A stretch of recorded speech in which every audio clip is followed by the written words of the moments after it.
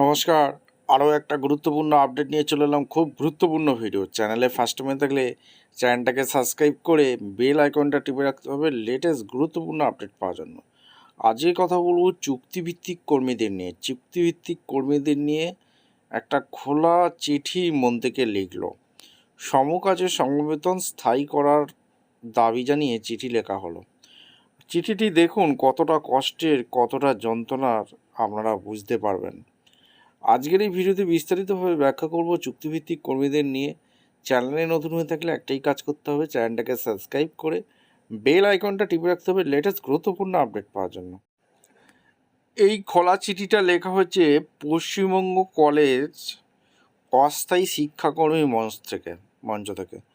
আচ্ছা, 29/5/26 এই চিঠিটি লেখা হয়েছে। আচ্ছা, কাকে লিখেছে? মন্ত্রীকে লিখেছে। মাননীয় ডক্টর সুকান্ত মজুমদার মহাশয়কে লেখা হয়েছে। কেন্দ্রীয় শিক্ষা প্রতিমন্ত্রী যিনি আছেন তাকে লেখা হয়েছে।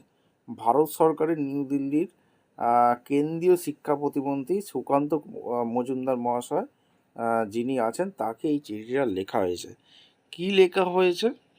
রাজ্যের সরকারি ও সরকারি অনুমোদনপ্রাপ্ত কলেজগুলির অস্থায়ী শিক্ষাকর্মীদের এনটিএস সরকার স্বীকৃত প্রদান ও সমকাজে সমবেতন প্রণয়নের আবেদন জানানো হয়েছে। মাননীয় মহাশয়, নিম্ন স্বাক্ষরকারী রাজ্য সরকারি ও সরকারি অনুদানপ্রাপ্ত গভর্নমেন্ট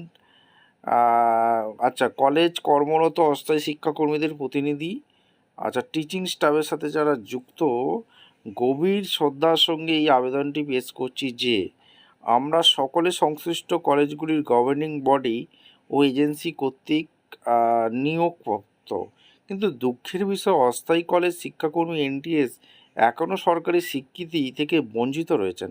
আমাদের বিনীত আবেদন যে গভর্নিং বডি ও এজেন্সি কর্তৃক নিয়োগপ্রাপ্ত সকল অস্থায়ী কলেজের শিক্ষাকর্মীদের সরকারি স্বীকৃতি ও শিক্ষাগত যোগ্যতা পদের ভিত্তিতে সমকাজে সমবেতন বেতন কাঠামো প্রণয়নের আবেদন আমরা বিশ্বাস করি আপনাদের সহায়তায় মনোভাব ও কার্যকর হস্তক্ষেপে অস্থায়ী কলেজ শিক্ষাকর্মীদের কর্মজীবনে স্থায়িত্ব আসবে, এই আমাদের আন্তরিক প্রত্যাশা।